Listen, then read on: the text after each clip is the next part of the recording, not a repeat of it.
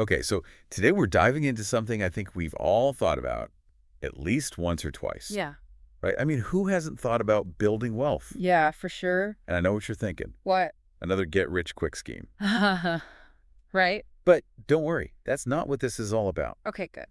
This deep dive is all about less conventional paths to wealth, I like it. inspired by a YouTube entrepreneur, Codie Sanchez. Interesting. And she has some really thought-provoking ideas about this. I'm all ears. Me too. Yeah. So Sanchez, starts off with a statistic that kind of blew my mind. Oh, really? Let's Okay, hear. so she says that only 5%, like a tiny fraction, A 5%?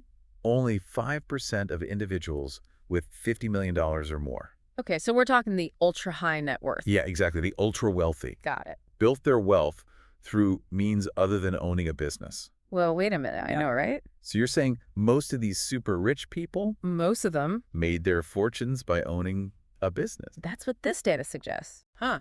That's pretty surprising, isn't it? It really is. Because, I mean, we always hear about, those big inheritances or landing the, high-paying executive job or even marrying rich. Yeah, right. Those seem like the more common stories. Exactly. But according to Sanchez, those might be less common than we think. Interesting.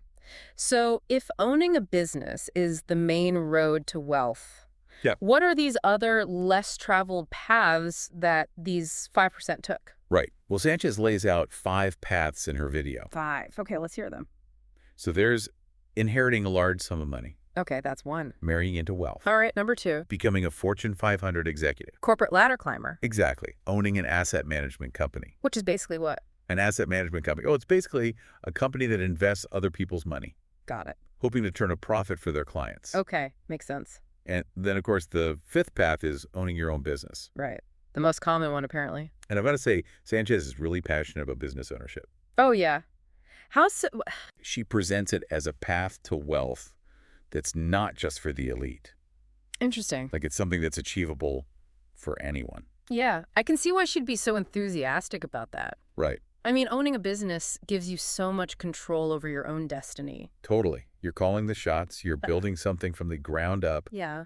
You have the potential to scale it.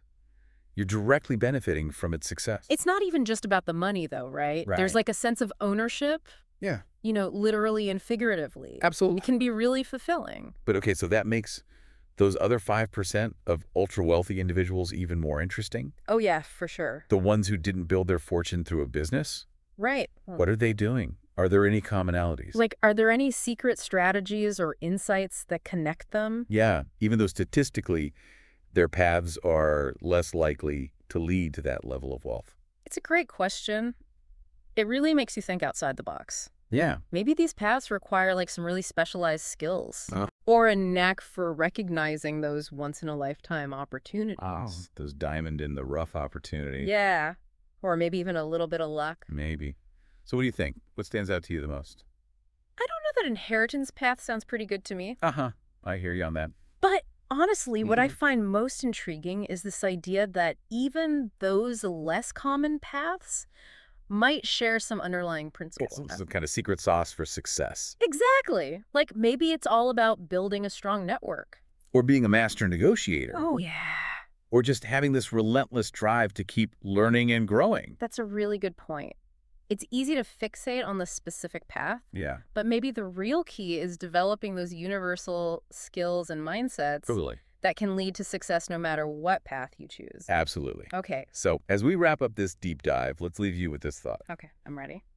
If you were to ditch that traditional 9 to 5 to build your own wealth, which of these paths would you feel most drawn to and why? And maybe even more importantly, what skills or traits would you need to hone to make that path a success?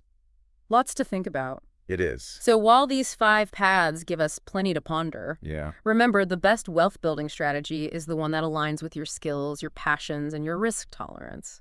At the end of the day, it's not just about the destination, it's Yeah. about enjoying the journey. Totally. Yeah. For sure.